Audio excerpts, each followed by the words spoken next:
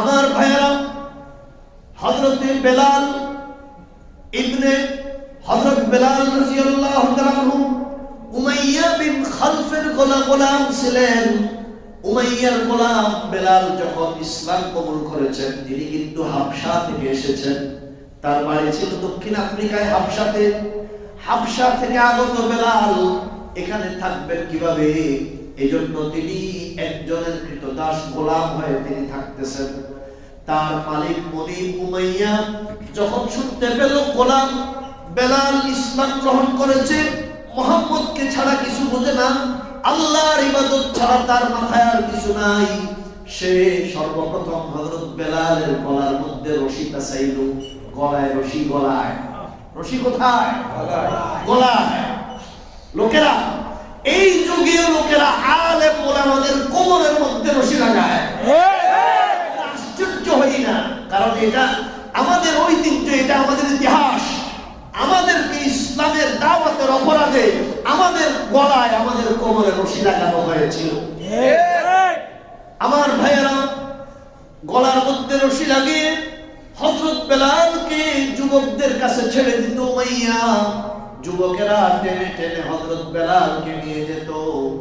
ভর দুপুরে সৌদি আরবের মরুভূমির উত্তপ্ত বালুকণা, যেখানে এমন প্রচন্ড গরম, স্বাভাবিক রোদের মধ্যে যদি আপনি হাত বের করে দেন, রোদের উত্তাপে হাতের মধ্যে ফোসকা ফুটে যাবে। এই রকমের উত্তপ্ত গরম পড়ে, রোদ পড়ে, সেই বালুকণাগুলো এক একটা বালুকণা এক একটা আগুনের কয়লা হয়ে আছে। সেই আগুনের কয়লার মধ্যে নিয়ে হযরত বেলালকে হাত বেঁধে পা বেঁধে বসিয়ে রাখত। ভর দুপুরে হযরত বেলালকে নিয়ে ছোট ছোট বাচ্চারা দূর থেকে ছোট ছোট পাথর মারত আর বলতো, ডেকে ডেকে বলতো, উতরুক মুহাম্মদ ইকফির বিল্লাহ, মুহাম্মদকে ছাড়ো, আল্লাহকে অস্বীকার করো।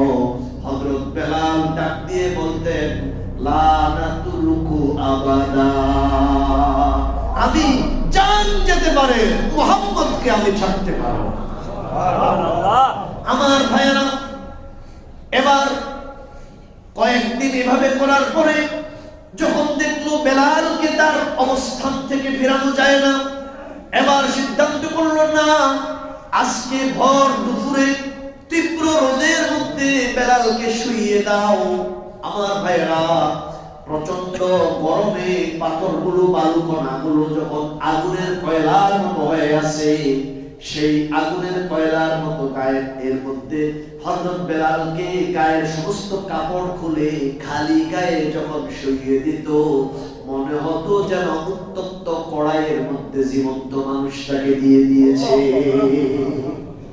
এই রকমের এক কষ্টের পরিস্থিতিতে হযরত বেলালকে শুইয়ে দিয়ে বুকের উপরে প্রচন্ড এক পাথরের টুকরা, যে পাথর চারজনে চারদিক থেকে ধরে এনে উঠানো লাগতো, এত বড় পাথর এনে হযরত বেলালের বুকের উপরে চাপা দিত। আর উমাইয়া হযরত বেলালের ঘাড়ের উপরে, মাথার উপরে পা রেখে চাপ দিয়ে ডাক দিয়ে বলতো, বেলাল উতরুক মুহাম্মদ, মুহাম্মদকে ছাড়ো, উকফুর বিল্লাহ, আল্লাহকে ত্যাগ করো। হযরত বেলাল শুধু একটা শব্দ জবাব দিতেন, আহাদুন আহাদ, আহাদুন আহাদ, আহাদুন আহাদ। আমার ভাইয়েরা, হযরত বেলাল বলতেন, আমি মুহাম্মদকে ছাড়তে পারবো না, শুধুমাত্র এক আল্লাহর উপরে অটল থাকবো, আল্লাহ ছাড়া আমাকে রক্ষাকারী কেউ নাই। কিতাবের মধ্যে আছে, হযরত বেলালকে যখন লোকেরা এরকম করে শুইয়ে দিত, আল্লাহ রাব্বুল আলামিন হযরত জিবরাইলকে দিয়ে বেলালের মাথার উপরে আসমান থেকে ছায়া দান করতেন। সুবহানাল্লাহ। আমার ভাইয়েরা, হযরত আম্মার ইবনে ইয়াসির এরপরে হযরত বেলালের এইরকম অত্যাচার এবং নির্যাতনের অবস্থা দেখে শেষ একদিন এরকম জুলুম যখন চলতেছিল, হযরত আবু বকর রাদিয়াল্লাহু তাআলা তিনি একটা দোকান করতেন, তার একটা দোকান ছিল, দোকানটা পূর্ণ বিক্রি করে দিয়েছেন। ওই বিক্রি লব্ধ টাকা নিয়ে আল্লাহর নবীর কাছে আসতেছিলেন টাকাগুলো নবীকে দেওয়ার জন্য। কিন্তু পথিমধ্যে দেখতে পেলেন বেলালের উপরে এমন অত্যাচার চলতেছে। তখন তিনি উমাইয়াকে ডাক দিলেন, বললেন, তোমার এই গোলামকে আজাদ করতে তুমি কি চাও? সে বলল, 500 রূপ্য, 500 রূপ্য দান করতে হবে। সাধারণ একজন গোলামের তখন মূল্য ছিল মাত্র 5 বা 10 রূপা, সেখানে সে 500 রূপা দাবি করলো। হযরত আবু বকর বললেন, নাও, আমার কাছে 1000 রূপ্য আছে, আমি সেখান থেকে 500 রূপা তোমাকে দিলাম, বেলালকে ছেড়ে দাও। হযরত আবু বকর তার নিজের টাকা খরচ করে হযরত বেলালকে সেখান থেকে আজাদ করে নিয়ে আসলেন। আমার ভাইয়েরা, সাহাবী আম্মার ইবনে ইয়াসির রাদিয়াল্লাহু তাআলা, নিজের নাম হলো আম্মার, তার বাবার নাম ইয়াসির, তার মায়ের নাম সুমাইয়া।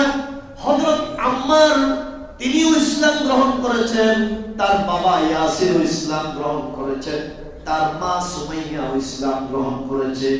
ইসলাম গ্রহণের অপরাধে মক্কার কুরাইশ সর্দারেরা এই তিনজন পিতা, পুত্র এবং মা তাদের উপরে অত্যাচারের স্টিপ্রোলার চালাতে লাগলো।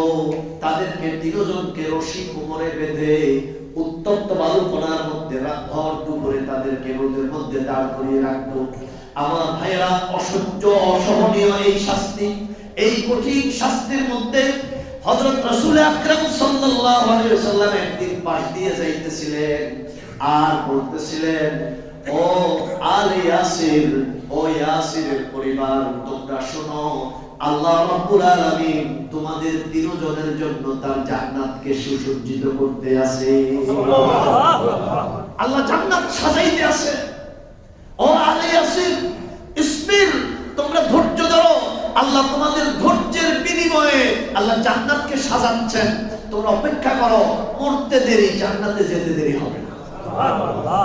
রাসূলুল্লাহর এইটুকু বাণী, এই সামান্য সান্ত্বনাটুকু শুনে হযরত আম্মার এবং তার পিতা ইয়াসির এবং তাদের মা সুমাইয়া তারা বলতেছে, ওয়াল্লাহি নাসবিরু আলাল্লাহ, ওয়াল্লাহি, আল্লাহর কসম, আমরা আল্লাহর উপরে ধৈর্য ধারণ করে থাকবো। আমার ভাইরা, ধৈর্যের এই চরম পরীক্ষায়, ধৈর্যের এই চরম পরীক্ষায় পুরো পরিবার উত্তীর্ণ হয়েছে। ওই সময়ের প্রাথমিক অত্যাচারে হযরত ইয়াসির বাবা তিনি মারা গেছেন, তিনি শহীদ হয়ে গেছেন। এরপরে সন্তানের সামনে, আম্মারের সামনে তার মা সুমাইয়াকে বলা হলো, ইসলাম ছাড়ো, নতুবা তোমার উপরে এখন অত্যাচারের স্টিপ্রোলার চালানো হবে। তারা কল্পনাও করতে পারে না কি অত্যাচার করবে। সুমাইয়া বলল, লা নাতরুকু আবাদা, আমি আল্লাহকে কখনো ছাড়তে পারবো না, আল্লাহকে বাদ দিয়ে আমি কাউকে রব হিসেবে মানতে পারবো না। সাথে সাথে সুমাইয়ার উল্টা করে 2 হাত বাঁধা হলো, 2 পায়ের সাথে 2টা উট বেঁধে দেওয়া হলো। এরপরে 2জন লোককে ডাক দিয়ে বলা হলো, 2টা উটকে 2 দিকে টান দিতে বলো, নিয়ে যাও। এই জীবন্ত মানুষটাকে সবার চোখের সামনে হযরত সুমাইয়াকে তার সামনে 2টা উট 2 দিকে টান দিল, আর জীবন্ত মানুষটা মুহূর্তের মধ্যেই দ্বিখণ্ডিত হয়ে যায়। আমার ভাইয়েরা, ইসলামের জন্য একজন নারী, ইসলামের জন্য একজন সামান্য বৃদ্ধা নারী, কৃতদাস গোলাম নারী পর্যন্ত যে ত্যাগ স্বীকার করেছে, সেই রকমের ত্যাগ স্বীকারের মানসিকতা আমাদের মধ্যে থাকতে হবে। আল্লাহ আমাদের সবাইকে তৌফিক দান করেন, আমিন। আল্লাহ শুধুমাত্র এই আরামের কার্পেটে বসে, দামি এসি আর আরামের ফ্যানের নিচে বসে বসে আল্লাহ আল্লাহ করব, তাসবিহ তাহলিল করব, ইবাদত বন্দেগি করব, এর নাম ইসলাম নয়। প্রয়োজনে ইসলামের জন্য যে কোনো প্রকার ত্যাগ স্বীকার করতে হবে, ওই ত্যাগের মানসিকতার নাম হইল ইসলাম। আমার ভাইরা, হযরত মুজিন্নাহ এক মহিলা সাহাবী, মুজিন্নাহ এক মহিলা সাহাবী, তার হাত বাঁধা হয়েছে, পাও বাঁধা হয়েছে। এরপরে বাচ্চাদেরকে বলছে তোমরা হেরে গরম বালু নিক্ষেপ করো, গরম বালু। তারা গরম বালু নিক্ষেপ করতেছে, বালু কইরা মুজিবনার চোখ গেছে, তিনি অন্ধ হয়ে গেছে। তারা আওয়াজ করে বলতেছে, বলা বলে করতেছে যে ও মুজিবনা, তুমি তো লাত মানাতের অভিশাপে পড়ছো। মুজিবনা বলেন আল্লাহ আমার চোখ নিয়েছেন, আল্লাহ যদি চোখ নিয়ে খুশি থাকেন তো আমিও আল্লাহর উপরে খুশি। লোকেরা মুজিবনাকে অবস্থার উপর রেখে দিল। পরের দিন সকালবেলায় আর রাহিকুল মাকতুমের মধ্যে মুবারকপুরি লেখেন, পরের দিন সকালবেলা আল্লাহ রাব্বুল আলামিন মুজিবনার দৃষ্টি শক্তি ফিরিয়ে দেয়। আয়েশা তো দেখে তারা অবাক, কি ব্যাপার মুজিবনা, তুমি দেখি এখন দেখতে পাও? মুজিবনা বলেন অভিশাপ তোমাদের লাত মানাত উজ্জাতের উপর, তোমরা আমাকে লাত মানাত উজ্জাতের অভিশাপে অন্ধ হয়েছি বলেছিলে, আর আল্লাহ রাব্বুল আলামিনের উপর আমি সবর করার কারণে আল্লাহ আমার অন্ধ দৃষ্টি শক্তিকে আবার ফিরিয়ে দিয়েছে। সুবহানাল্লাহ। আমার ভাইয়েরা, হযরত সুহাইব, হযরত খাব্বাব ইবনুল আরাত, এরকম অন্তত 50 জনের ঘটনা বলা যাবে। আমি যদি বলতে থাকি আসর রক্ত পার হয়ে যাবে। লম্বা ঘটনা, লম্বা, এক একজনের উপরে এক এক রকমের অত্যাচার, এক একজনের উপরে এক এক রকমের জুলুম চলেছে। কারো চরিত্রে কালিমা লেপন করা হয়েছে, কাউকে শারীরিকভাবে আঘাত করা হয়েছে, কাউকে জুলুম করা হয়েছে, কাউকে বেঁধে রাখা হয়েছে, কাউকে খাওয়া দাওয়া বন্ধ করে দেওয়া হয়েছে, কাউকে আপনার শরীরে আঘাত করে শরীর আঘাতে পরিপূর্ণ করে দেওয়া হয়েছে। কিন্তু সাহাবায়ে কেরামদের মধ্যে এই সাধারণ এই দুর্বল শ্রেণীর লোকগুলাও আল্লাহর নবীর উপরে ঈমানে অটল এবং অবিচল ছিলেন। আমাদেরকেও এই ঘটনা থেকে, আমি আবার বলছি, এই সমস্ত ঘটনাগুলি থেকে আমরা শিখতে পাই দ্বীনের পথে, ইসলামের পথে আমাদেরকেও ত্যাগের মানসিকতা নিয়ে থাকতে হবে। শুধু ভোগের মানসিকতা নয়, আমাদেরকেও প্রয়োজনে ত্যাগের মানসিকতা নিয়ে থাকতে হবে। আল্লাহ আমাদের সবাইকে সবরের সাথে বাকি জিন্দেগি কাটানোর তৌফিক দিন। আমিন। আল্লাহ আমাদেরকে নবীজির মক্কি জিন্দেগি থেকে এবং সাহাবায়ে কেরাম যে মক্কার জিন্দেগিতে ইসলামের কারণে, ঈমান আনয়নের কারণে যে সকল কুরবানি এবং কষ্টের সম্মুখীন হয়েছিলেন, এই সকল কষ্ট থেকে শিক্ষা হাসিল করে ঈমানের উপরে, ইসলামের উপরে অটল অবিচল থাকার তৌফিক দান করুন। আমিন। দুনিয়ার যত লাভ, লোভ, দুনিয়ার যত আকর্ষণ, দুনিয়ার যত মোহ আমাদেরকে দেওয়া হোক, ইসলাম ছাড়বো না, ইসলাম ছাড়বো না। কারণ আমার চরম ও পরম ঠিকানা একমাত্র ইসলাম। বলেন আমার পরম ঠিকানা কোথায়? ইসলামে। আমি যদি ইসলাম ছাড়া হিরো হয়ে যাই তো আমার এই হিরো মূলত জিরো। আমি যদি ইসলাম বাদ দিয়ে হিরো হয়ে যাই তো আমার এই হিরো মূলত জিরো। কিন্তু আমাকে ছাড়া ইসলাম যদি পূর্ণ হয়ে যায়, আমাকে ছাড়া ইসলাম যদি সামনে এগিয়ে যায়, আমি তাহলে কপাল মুক্ত হয়ে পিছনে পড়ে থাকবো। এজন্য নিজেকে সৌভাগ্যবান বানাতে হলে যত ত্যাগ, যত তিতিক্ষা, যত কষ্ট, যত মুসিবত আসুক, সকল ত্যাগ, তিতিক্ষা এবং কষ্ট, মুসিবতকে মেনেই আমাকে ইসলামের সাথেই থাকতে হবে। আল্লাহ আমাদের সবাইকে ইসলাম ও মুসলমানিত্ব নিয়ে বাকি জিন্দেগি কাটানোর তৌফিক দান করুন। আমিন। ওয়া আখিরু দাওয়ানা আলহামদুলিল্লাহি রাব্বিল আলামিন। নাহমাদুহু ওয়া নাস্তাঈনুহু ওয়া নাস্তাগফিরুহু ওয়া নু'মিনু বিহি ওয়া নাতাওয়াক্কালু আলাইহি ওয়া না'উযু বিল্লাহি মিন শুরুরি আনফুসিনা ওয়া মিন সাইয়্যাতি আ'মালিনা। من يهده الله فلا مضل له ومن يضلله فلا هادي له ونشهد أن لا إله إلا الله وحده لا شريك له ونشهد أن سيدنا وسندنا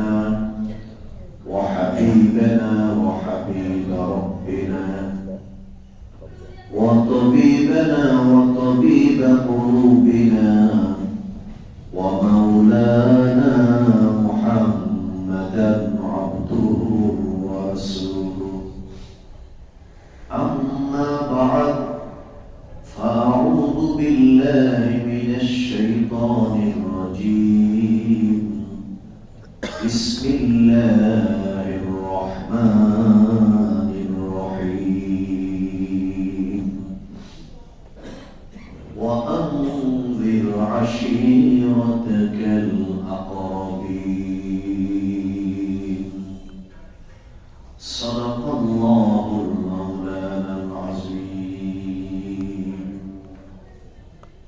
محبة الشهيد الشريف اللهم صل على محمد وعلى آل محمد كما صليت على إبراهيم وعلى آل إبراهيم إنك حميد مجيد اللهم بارك على محمد وعلى آل محمد كما باركت على إبراهيم وعلى آل إبراهيم إنك حميد مجيد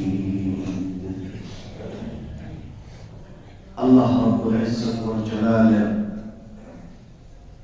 অগণিত অসংখ্য শুকর যে আল্লাহ পাক আজকের এই গুরুত্বপূর্ণ জুমার জামাতে অংশগ্রহণের উদ্দেশ্যে জামে মসজিদে যথাসময়ে আল্লাহ আমাদেরকে হাজির হওয়ার তৌফিক দিয়েছেন। আল্লাহ পাকের শুকর আদায় করি, উঁচু স্বরে দিল থেকে সবাই জবান খুলে পড়ি আলহামদুলিল্লাহ।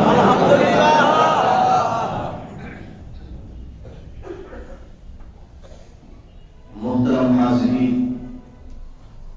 রাসূল আকরাম সাল্লাল্লাহু আলাইহি ওয়াসাল্লামের মক্কার জিন্দেগি আমরা আলোচনা করছিলাম। মক্কি জীবনে রাসূল আকরাম সাল্লাল্লাহু আলাইহি ওয়াসাল্লাম যখন প্রাথমিক দাওয়াতে অল্প কিছু সর্বসাকুল্যে 15-20 জনের মতো ইসলাম কবুল করেন,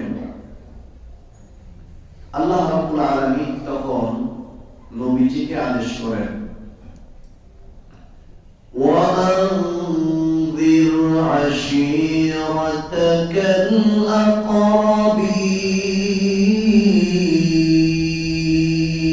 الأقربين। হে নবী, আপনার আপনজনদেরকে, নিকটাত্মীয়দেরকে জাহান্নামের ভয় দেখা, পরকালের ব্যাপারে সতর্ক করুন। রাসূল আকরাম সাল্লাল্লাহু আলাইহি ওয়াসাল্লাম ইবতাআদা আলা জাবাল সাফা, সাফা পাহাড়ে উঠলেন। উঠে নবীজি নিজের কুরাইশের বিভিন্ন উপপুত্র তাদের নাম ধরে ধরে ডাক দিয়ে, হাত ডাক দিলেন, আওয়াজ করতে লাগলেন। লোকেরা দৌড়াইয়া দৌড়াইয়া আসলো মক্কার উপকণ্ঠে সাফা পাহাড়ের সামনে। মানুষের মোটামুটি বিভিন্ন গোত্রের অনেক লোকের এক ভালো জমায়েত হয়ে গেল। এরা সবাই নবীজির নিজের বংশের বিভিন্ন গোত্রের লোক। তাদেরকে নবী আলাইহিস সালাতু ওয়াস সালাম বললেন, তোমরা আমাকে কেমন বিশ্বাস করো? তারা বলল, আমরা তোমাকে অকুণ্ঠ চিত্তে বিশ্বাস করি, তুমি যা বলবে আমরা তাই মানি। একথা আমরা দ্বিধাহীন চিত্তে বলি যে তুমি অসত্য এবং ভুল কোন তথ্য আমাদেরকে দিবে না। নবীজি জিজ্ঞেস করলেন, আচ্ছা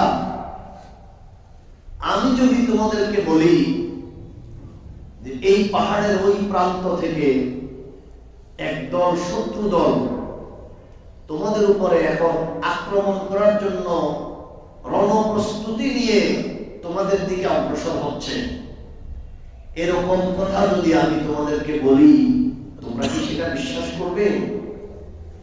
তারা বলল, বালা, অবশ্যই আমরা বিশ্বাস করব।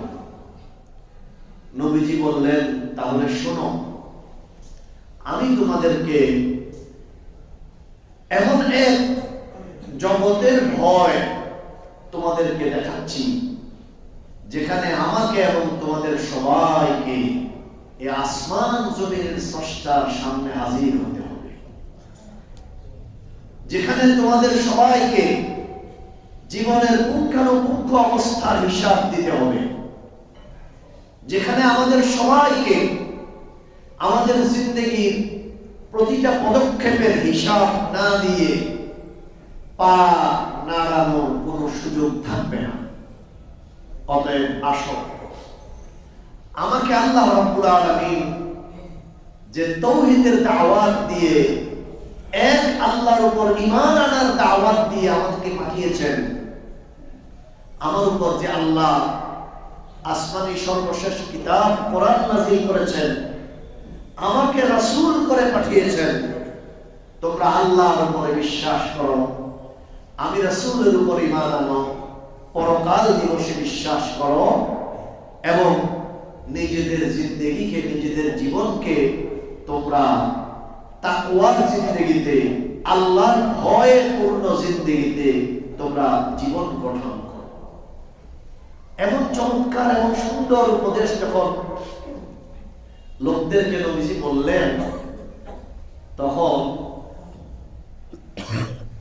এদের মধ্যে নবীর বংশেরই সম্পর্কীয় এক চাচা, নাম আবুল আহাব, সে রাগে অগ্নিশর্মা হয়ে দুই হাত জাগিয়ে নবীর দিকে তেড়ে এসে ডাক দিয়ে বলল, তাব্বাল লাকা আলিহাদা দাউতানা, ধ্বংস হও মুহাম্মদ, এজন্য তুমি আমাদেরকে ডেকেছো? এতক্ষণ ধরে এইরকম কথা বলার জন্যই এত ভূমিকা, এত কিছু বলছো? আল্লাহ রাব্বুল আলামিন নবীজির নিকট জিবরাইলকে পাঠিয়ে বললেন, হে মুহাম্মদ, আপনি তার দুহাত নাড়ানো দেখে, তার অগ্নিশর্মা চোখ দেখে, তার শরীরের রাগান্বিত ভাব দেখে আপনি মোটেও বিচলিত হবেন না। খুব শীঘ্রই আমি আল্লাহ আবুল আহাবের এই দুই হাত ধ্বংস করে দেব, তার অস্তিত্বকে আগুনে পুড়িয়ে ছাই করে দেব। শুধু তাই নয়, তার সাথে তার সমর্থক, তার বশর, তার স্ত্রীকে শুদ্ধ একসাথে আমি জাহান্নামের আগুনে নিক্ষেপ করব। আল্লাহ পাক সূরা আল-আহব নাযিল করলেন। আল্লাহ রাব্বুল আলামিন বলেন, তাব্বাত ইয়াদা আবি লাহাবিন ওয়া তাব মা আগনা আনহু মালুহু ওয়া মা কাসাব সায়াসলা নারান যাতা লাহাবিন ওয়া ইমরাআতুহু হাম্মালাতাল হাতাব ফি জিদিহা হাবলুম মিন মাসাদ। আল্লাহ ঘোষণা করে দিলেন, আবুল আহাব এবং আবুল আহাবের স্ত্রী উম্মে জামিল এরা ধ্বংসশীল, এরা শীঘ্রই জাহান্নামী। আপনি আপনার দায়িত্ব পালন করেছেন।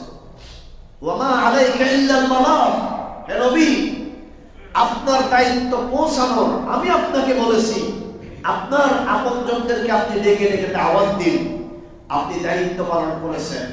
অতএব আপনি এ নিয়ে বিচলিত হবেন না, আপনি চিন্তিত হবেন না। রাসূল আকরাম সাল্লাল্লাহু আলাইহি ওয়াসাল্লাম চলে গেলেন, আপনজনরাও যার যার করে চলে গেল। আমার ভাইরা, রাসূল আকরাম সাল্লাল্লাহু আলাইহি ওয়াসাল্লাম আবার প্রকাশ্যে গোপনে লোকদের মাঝে দাওয়াত, এক আল্লাহর উলুহিয়তের তাওহীদের দাওয়াত তিনি দিতে লাগলেন।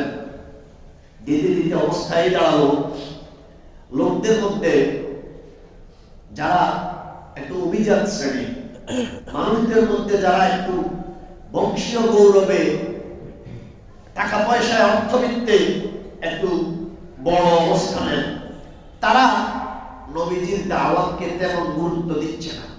কিন্তু আলহামদুলিল্লাহ মাশাআল্লাহ গরিব শ্রেণীর লোক, নিম্ন শ্রেণীর লোক এবং দুনিয়ার পেশাগত দিক থেকে, দুনিয়াবী দৃষ্টিকোণ থেকে নিচু, কিন্তু দুনিয়ার দৃষ্টিকোণ থেকে নিচু হইলে কি হবে? ঈমানের দৌলতে আল্লাহ পাকের নিকট দুনিয়ার এই নামধারী ধনীদের মধ্যে সবচেয়ে বড়, বেশি সম্পদশালী, ঈমানের সম্পদের বলিয়া আল্লাহ রাব্বুল আলামিন গরিবদের মধ্যে বিশাল এক দলকে, বিরাট এক দলকে, অনেক গোলাম, অনেক কৃতদাস এবং অনেক দিনমজুর, অনেক গরিব নিরীহ শ্রেণীর মানুষ, তারা ভিতরে ভিতরে অনেকেই ঈমান আনা শুরু করে দিল। সারা মক্কায় যেন ঈমান আনার এক রং উঠে উঠল। পুরা মক্কার সব গলিতে গলিতে এখন মুহাম্মদ এবং মুহাম্মদের ধর্ম নিয়ে সবাই আলোচনা শুরু করে লাগে। সকলের মধ্যে এই আলোচনা চলতেছে। এখন আবু জাহাল এবং তার সাঙ্গপাঙ্গ, তার সৈন্য সামন্ত, তার সাথের লোকদের তো গায়ে জ্বালা পড়া শুরু হয়ে গেল। যেদিকেই যায় সেদিকেই শুধু মুহাম্মদের আলোচনা, যেদিকেই যায় সেদিকেই শুধু মুহাম্মদের রবের আলোচনা, যেদিকেই যায় সেদিকেই শুধু মুহাম্মদের দাওয়াতের আলোচনা। তারা পরামর্শ করল যে প্রথমে এক কাজ করো, সেটা হচ্ছে আমাদের মধ্যে কেউ মুহাম্মদ কোরআন তেলাওয়াত করে এবং মুহাম্মদের উপরে ঈমান আনা এই লোকগুলো রাতের অন্ধকারে লুকিয়ে লুকিয়ে তারা কোরআন তেলাওয়াত করে। এদের এই কোরআন তেলাওয়াতের মজলিসে কেউ যাবে না, এবং আমাদের মধ্যে কেউ যদি লুকিয়ে গোপনেও যদি মুহাম্মদের তেলাওয়াত বা মুহাম্মদের সাথীদের তেলাওয়াত শুনতে যায়, তাহলে আমরা তার ব্যাপারে কঠোর আইন প্রয়োগ করার বাধ্য হব, আমরা তার ব্যাপারে কঠিন সিদ্ধান্ত নিতে বাধ্য হব। এমন সিদ্ধান্ত সবাই নিল। সবাই সিদ্ধান্ত নিয়ে যার যার ঘরে চলে গেল। কিন্তু গভীর রাতে আল্লাহর নবী যখন তেলাওয়াত শুরু করতেন, আল্লাহর নবীর তেলাওয়াতের মধ্যে আল্লাহ রাব্বুল আলামিন এমন এক মধু, এমন এক আকর্ষণ, এমন এক টান আল্লাহ দিয়েছেন যে মুমিন মুসলমানরা শুনতো, ফেরেশতারা শুনতো। শুধু তাই নয়, বরং নবীর দাওয়াতের তেলাওয়াত, কোরআন তেলাওয়াত শুনতে নিষেধ করার আইন যারা করবে বলেছে, তারাও এখন গোপনে গোপনে এসে মুহাম্মদুর রাসূলুল্লাহ তেলাওয়াত শোনার জন্য ঘরের কোণা দিয়ে অন্ধকার রাতে এসে কান পেতে শুনতে লাগলো। আমার ভাইয়েরা, যখন গভীর রাতে অন্ধকার রজনীতে কাফের সর্দারেরা লুকিয়ে লুকিয়ে আসলো, সকলেই ভাবলো সন্ধ্যা রাতেই তো আমরা সিদ্ধান্ত করেছি কেউ আসলে তার ব্যাপারে কঠোর সিদ্ধান্ত হবে, অতএব কেউ তো আর আসবে না, আমি নিজেই গিয়ে একটু শুনে আসি। সবাই ভাবলো আর তো কেউ আসবে না, আমি নিজেই গিয়ে শুনে আসি। কিন্তু অন্ধকারের মধ্যে গিয়ে দেখে একজনের হাতের সাথে, একজনের গায়ের সাথে আরেকজনের গা লাগে। কে কে এই অন্ধকারের মধ্যে? তুমি কে? সে বলে আমি তো উতবা। তুমি কে? আমি তো সাইবা। তুমি কে? আরে বলিস না, আমি তো আবুল হাকাম আবু জাহাল। কেন রাত্রে তুমি না সিদ্ধান্ত করেছো আর কেউ আসলে কঠোর সিদ্ধান্ত নেওয়া হবে? বলে যে তখন তো সিদ্ধান্ত নিয়েছি ঠিকই, কিন্তু মুহাম্মদ যে কি পড়ে, ওই পড়ার মধ্যে যে কি টান, ওই টানে আমি আরামের ঘুমে থাকতে পারি না। আমার ভাইয়েরা, আল্লাহ রাব্বুল আলামিন আল্লাহর নবীর তেলাওয়াতের মধ্যে সাহাবায়ে কেরামের তেলাওয়াতের মধ্যে এমন মধুর আকর্ষণ দিয়ে রেখেছিলেন, লোকেরা তাদের ঘর বাড়ি ব্যবসা বাণিজ্য আরামের ঘুম ত্যাগ করে এসে রাতের অন্ধকারে লুকিয়ে লুকিয়ে তারা কোরআন তেলাওয়াত শুনতো। অবশেষে যখন নিজেরাই নিজেদের সিদ্ধান্ত বুমেরাং হয়ে গেল, সিদ্ধান্ত করেছিল যে শুনবে তার ব্যাপারে কঠোর আইন করা হবে, কিন্তু এখন যারা সিদ্ধান্ত করেছে তারা নিজেরাই গিয়ে যখন লুকিয়ে লুকিয়ে শুনে, এখন তো আর কাকে আইন করবে, কাকে বন্ধ করবে? তাই এবার তারা সিদ্ধান্ত পাল্টায় দিল।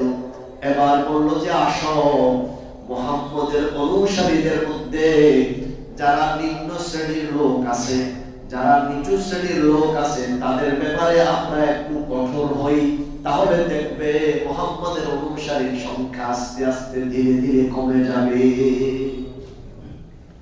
এই সিদ্ধান্ত করে তারা এখন নিজেরা সব গোত্রের গোত্রপতিরা এবং বিশেষ করে যারা একটু সম্পদশালী, যাদের অধীনে অনেক গোলাম, অনেক কর্মচারী আছে, তাদের সবাইকে নিয়ে সিদ্ধান্ত করলো, তোমার কর্মচারীদের মধ্যে খোঁজ নাও, তোমার গৃহবৃত্তদের মধ্যে খোঁজ নাও, তোমার গোলাম কৃতদাসদের মধ্যে খোঁজ নাও, কারা কারা ইসলাম গ্রহণ করেছে, কারা কারা মুহাম্মদের ধর্মে কারা দ্বারা দীক্ষিত হয়েছে, এদের সবাইকে কঠিন শাস্তি প্রয়োগ করো এবং এদেরকে মুহাম্মদের ধর্ম ত্যাগ করতে বাধ্য করো, তাহলে দেখবা মক্কা থেকে আপসে এমনিতেই মুহাম্মদের মিশন শেষ হয়ে যাবে। আমার ভাইয়েরা, কিতাবের মধ্যে আছে, লোকেরা বলল আমরা এই সিদ্ধান্ত করব, আমরা এই সিদ্ধান্ত বাস্তবায়ন করব, তার আগে একবার চলো মুহাম্মদকে যিনি সবচেয়ে বেশি শেল্টার দিচ্ছেন, সবচেয়ে বেশি আশ্রয় প্রশ্রয় দিচ্ছেন, মুহাম্মদের দেখাশোনা যিনি করেন, তার চাচা আবু তালেবের কাছে গিয়ে চলো, আবু তালেবকে গিয়ে বুঝাই, আবু তালেবকে গিয়ে বলি তার বাবা এবং তার দাদার পুরাতন ধর্ম, সেই ধর্মের বিরুদ্ধে এই যে মুহাম্মদ মিশন চালাইতেছে, এর বিপরীতে সে আমাদেরকে একটা সুস্পষ্ট ব্যাখ্যা বলুন। লোকেরা গিয়ে আবু তালেবের কাছে হাজির হলো, গিয়ে বলল আপনার ভাতিজা মুহাম্মদ, সে তো আমাদের বাপ দাদার ধর্ম ভঙ্গ করতেছে, আমাদের রক্ত সম্পর্কের মধ্যে কলহ বিবাদ সৃষ্টি করছে, আমাদের নিজেদের মধ্যে দুই তিন গ্রুপ তৈরি করে ফেলতেছে। মুহাম্মদকে থামাও এবং তাকে ডেকে এনে জিজ্ঞেস করো, বলো মুহাম্মদ কি চায়। সে যদি আমাদের এলাকার মধ্যে নেতৃত্ব চায়, আমরা তাকে নেতা বানিয়ে দেব। মুহাম্মদ যদি সম্পদ চায়, বাড়ি গাড়ি চায়, আমরা তাকে উত্তম বাড়ি গাড়ির ব্যবস্থা করে দেব। মুহাম্মদ যদি সুন্দরী নারী চায়, তাহলে আমরা তার জন্য সুন্দরী নারীর ব্যবস্থা করে দেব। তবু মুহাম্মদ যেন তার এই দাওয়াতের এই মিশন থেকে যেন বিরত হয়।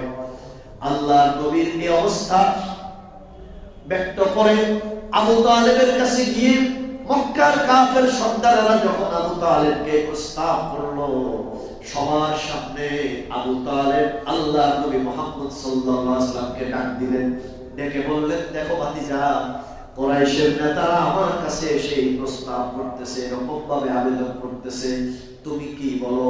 ভাতিজা, তুমি তোমার উত্তর বলো। সবার সামনে আল্লাহর নবী পরিষ্কার ভাবে ডিক্লেয়ার করলেন, ও আমার চাচা আবু তালেব, ও মক্কার কুরাইশ নেতৃবৃন্দ, শোনো, তোমরা কি দিতে পারবে, কতটুকু দিতে পারবে? আমার ডান হাতে যদি এই বিরাট সূর্যটা এনে দাও, আর আমার বাম হাতে যদি আল্লাহ সৃষ্টির চন্দ্রটা এনে দাও, তবুও তোমরা আমাকে আল্লাহর এই দাওয়াতের মিশন থেকে বন্ধ রাখতে পারবে না। আমি এই দাওয়াত অব্যাহত রাখবো, এটা আমি চালাবোই। কুরাইশ নেতৃবৃন্দ চিন্তা করলো, প্রলোভনে তো মুহাম্মদ প্রলুব্ধ হচ্ছে না, প্রলোভন দেখিয়ে তো তাকে কোনোভাবেই তার মিশন থেকে থামানো যাচ্ছে না। অতএব ওই পুরাতন সিদ্ধান্ত, তার লোকদের উপর অত্যাচার চালাও, দেখবে এক সময় আপসে আপসে ঠান্ডা হয়ে যাবে। প্রিয় ভাই, ইসলামের অনুসারীদের উপর মুসলমানদের ইসলাম অনুসারীদের উপর অত্যাচার এবং জুলুম করে তাদেরকে ধর্ম থেকে বিচ্যুত করা, ধর্মের লাইন থেকে বের করে নিজের মতাদর্শে ফিরিয়ে আনার এই স্টিম রোলার চালানো, এই অত্যাচার চালানোর এই পথ নতুন কিছু নয়। সেই কুরাইশের প্রথম যুগ থেকেই লোকেরা মুহাম্মদ সাল্লাল্লাহু আলাইহি ওয়াসাল্লাম অনুসারীদের উপরে অত্যাচারের এই লাইন চালিয়ে এসেছে। আর লোকেরা ধারণা করেছে অত্যাচার চালিয়ে হয়তো লোকদেরকে আমরা আমাদের দিকে ফিরিয়ে আনবো, মুহাম্মদের ধর্ম থেকে তাদেরকে স্তব্ধ করে দেব। কিন্তু দুনিয়ার ইতিহাস সাক্ষী, কোরআন হাদিস সাক্ষী, অত্যাচারের মাত্রা যত বাড়িয়েছে মুসলমানদের মধ্যে ইসলাম এবং ঈমানের শক্তি আরো তেজদীপ্ত হয়েছে। ওটা কমে তো নাই, দূর তো হয়ই নাই, উল্টা আরো সেটা শক্তিশালী হয়েছে। এটা দুনিয়ার তাবৎ জালিমদের জন্য মেসেজ, পৃথিবীর সমস্ত অত্যাচারীদের জন্য, সারা পৃথিবীর সকল অত্যাচারকারীদের জন্য মেসেজ যে দায়ীদেরকে, দাওয়াতদাতাদেরকে, আল্লাহর পথে আহ্বানকারীদেরকে যতভাবেই তোমরা জ্বালাতন করবে, অত্যাচার করবে, জুলুম করবে, নির্যাতন করবে, জুলুম করে, নির্যাতন করে, অত্যাচার করে, দায়ীদের দাওয়াতের মিশনকে বন্ধ তো করতে পারবেই না, বরং উল্টো সেই দাওয়াত আগে যদি সাধারণ তুফান হয়ে আসতো, এখন সেটা সাইক্লোন এবং হ্যারিকেন হয়ে আরো জোরে আসবে। এটাই দাওয়াতের নিয়ম। কারণ পানির স্রোত যখন পূর্ণ বেগে রওনা হয়, পুরা বেগে যখন ছুটে, নদীর পার ভাঙ্গা যখন বন্যার স্রোত ছুটে, তো সেখানে কেউ যদি বস্তায় বস্তায় বালু ফেলে, তো বালুর বস্তাগুলোকে স্রোতের তোড়ে আরো দূরে নিয়ে আগে যদি একদিকে পানি আসতো, তখন এবার 3 দিকে পানি আরো ছুটে। কথা বলেন ঠিক কিনা? এটাই নিয়ম, এটাই সিস্টেম। কিন্তু আমাদের সবাইকে একটু বুঝতে হবে, ইসলামের শুরু যুগে রাসূল আকরাম সাল্লাল্লাহু আলাইহি ওয়াসাল্লামের গরীব, অসহায়, গোলাম, কৃতদাস এবং দুনিয়ার দৃষ্টিকোণ থেকে নিম্ন শ্রেণী, আমি আবার বলতেছি, ভালো করে বুঝবেন, আমি এই কথা বোঝাচ্ছি না যে তারা নিচু স্তরের মানুষ, বরং আমি এই কথাটা বোঝাচ্ছি বাহ্যিক দৃষ্টিকোণ থেকে সহায় সম্পদের তুলনায়, তুলনীয় দৃষ্টিকোণ থেকে আমরা তাদেরকে মনে করেছি তারা দুর্বল, কিন্তু মূলত ঈমানের সম্পদই হলো পৃথিবীতে সবচেয়ে বড় সম্পদ। ওই সম্পদের দৃষ্টিকোণ থেকে তারা কিন্তু সবচেয়ে বড় সম্পদশালী। কথা বুঝতেছেন? ঈমানের সম্পদই হচ্ছে এই পৃথিবীতে ছোট সম্পদ না বড় সম্পদ? সবচেয়ে বড় সম্পদ। আপনি যে বিরাট বাগান বাড়ির মালিক, অনেক বড় রিসোর্টের মালিক, অসংখ্য আপনার শিল্প কারখানার মালিক, অনেক ব্যাংক ব্যালেন্সের মালিক, আপনি তাকে বড় বলতেছেন, আসলে সে তুচ্ছ নগণ্য বস্তুর মালিক। এগুলো কোনোটারই সে আসলে মালিক নয়। কথা কি বুঝতেছেন? মূলত ঈমানের মালিকানায় যে মালিক, ঈমানের বলে যে বলিয়া, সেই হলো সত্যিকারের সম্পদশালী। কথা বুঝতেছেন? এজন্য রাসূলের যুগে যে সাহাবীরা দুর্বল ছিল, অনাথ ছিল, গরিব ছিল, অসহায় ছিল, অন্যের কৃতদাস ছিল, এদেরকে আমরা কখনো তুচ্ছ দৃষ্টিকোণ থেকে দেখব না। এদের ব্যাপারে কথা বলতে আমরা নিম্ন শ্রেণীর নিকৃষ্ট মানের শব্দ প্রয়োগ করে কথা বলবো না। কারণ তারা আপনার আমার বাহ্যিক অর্থের দৃষ্টিতে, সম্পদের দৃষ্টিতে পিছনে হইলেও ঈমানের সম্পদে কিন্তু তারা সবার আগে। কথা বলেন ঠিক কিনা? প্রিয় ভাইয়েরা, মক্কার যুগে আল্লাহর নবীর এই ঈমানের সম্পদে বলিয়া দুনিয়ার দৃষ্টিতে, দুনিয়ার সম্পদের দৃষ্টিতে একটু পিছনে পড়া এই কিছু সাহাবীর উপরে, আল্লাহর নবীর কিছু প্রেমিকের উপরে ওই মক্কার কুরাইশ সর্দারেরা, কাফের নেতৃবৃন্দ যে অত্যাচারের স্টিম রোলার চালিয়েছে, রাসূলুল্লাহর মক্কার জিন্দেগীর এই ইতিহাস উম্মত যদি ভুলে যায়, তাহলে উম্মতের সামনের জিন্দেগি কাটানো দারুণ দুরূহ এবং কঠিন হয়ে পড়বে। উম্মতের ধাপে ধাপে আমাদের জন্য আমাদের জিন্দেগির পরতে পরতে এমন পরিবেশ এমন পরিস্থিতি আসতে পারে।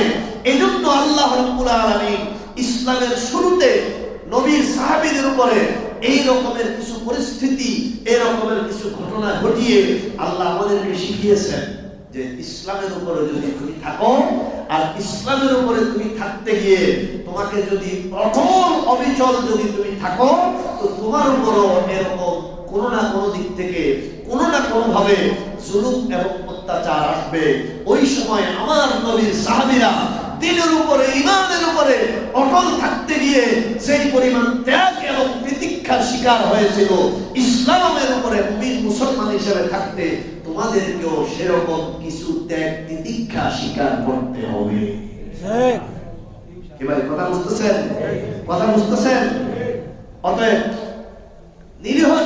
নিরীহ ভাবে আপনি নিষ্প্রাণ ভাবে নির্জীব ভাবে ধর্ম পালন করে যাবেন, আর আপনাকে কেউ কটাক্ষ করবে না, আপনাকে নিয়ে কেউ টিটকারি করবে না, আপনাকে কেউ গালিগালাজ করবে না, আপনাকে কেউ বকাঝকা দিবে না, অথবা আপনার বিরুদ্ধে আচরণ করবে না, আপনার বিরুদ্ধে কেউ কিছু করবে না। এত শান্ত প্রকৃতির অবস্থা এই শয়তানের বিশ্ব কিন্তু নয়। কথা কি বুঝতেছেন? অতএব নবীর সাহাবীদের উপরে যেরকম অত্যাচার জুলুম এসেছে, আর ওই অত্যাচার জুলুমের সময় তারা কিন্তু ত্যাগ এবং কুরবানির ধৈর্য এবং সবর অবলম্বন করেছে। আমাদেরকেও ত্যাগের মহিমায় মহিমান্বিত হয়ে চরম সবরের পথে চলতে হবে, তবেই ঈমান ইসলামের উপরে অটল থাকতে পারবো। কথা বলেন ঠিক কিনা? আর যদি গড্ডালিকা প্রবাহে গা ভাসিয়ে দেই, যদি নিজের ঈমানকে বিসর্জন দিয়ে দেই, নিজের আমলকে আখলাককে যদি বিসর্জন দিয়ে দেই, তাহলে আমার মুসলিম পরিচিতিটাই আমার জন্য এক সময় কাল হয়ে দাঁড়াবে। এজন্য আমাদের সবাইকে রাসূলের যুগের কয়েকজন সাহাবীর এই সংক্ষিপ্ত ইতিহাস, মক্কার প্রথমের জিন্দেগিতে নবীর এই কয়েকজন সাহাবীর উপরে কেমন অত্যাচার হয়েছিল, এখনকার যুগে এখনকার সময়ে এই আধুনিক সভ্যতার যুগে মুসলমান দায়ীদের উপরে কেমন অত্যাচার জুলুম হচ্ছে, এর কিঞ্চিত একটু উদাহরণ, কিঞ্চিত একটু সংক্ষিপ্ত ঘটনা আমাদের শোনা দরকার। আপনি দেখুন, উম্মে মুসআব, হযরত মুসআব ইবনে উমাইর রাদিয়াল্লাহু আনহুর মা, তিনি এই মহিলাদের মধ্যে একদম দুর্বল শ্রেণীর মহিলা, ইসলাম গ্রহণ করেছেন। আবু জেহেলের নিকট আত্মীয়ের কাছে তিনি দাসী হিসেবে ছিলেন। আবু জেহেল হুকুম করলো তার খাবার বন্ধ করে দাও, তার মালিক তার খানা বন্ধ করে দিল, বলে দিল তার আরামের বিছানা তাকে ত্যাগ করো, তার আরামের বিছানায় তাকে থাকতে দিও না, তার আরামের বিছানা ত্যাগ করা হলো। বলে দিল, এক পর্যায়ে বলে দিল তার জন্য ঠান্ডা পানি, সুপেয় পানির ব্যবস্থা বন্ধ করে দাও। উম্মে মুসআবের জন্য সুপেয় পানির ব্যবস্থা বন্ধ হয়ে গেল। চিন্তা করে দেখুন তো, আরামের খাবার বন্ধ, পানিও বন্ধ, আরামে একটু বিছানায় ঘুমানোর জায়গা পর্যন্ত বন্ধ। তাহলে এটা কি স্বাভাবিক অবস্থা না জুলুম? এরকম জুলুম এই যুগেও কিন্তু চলতেছে। কথা কি বুঝতেছেন?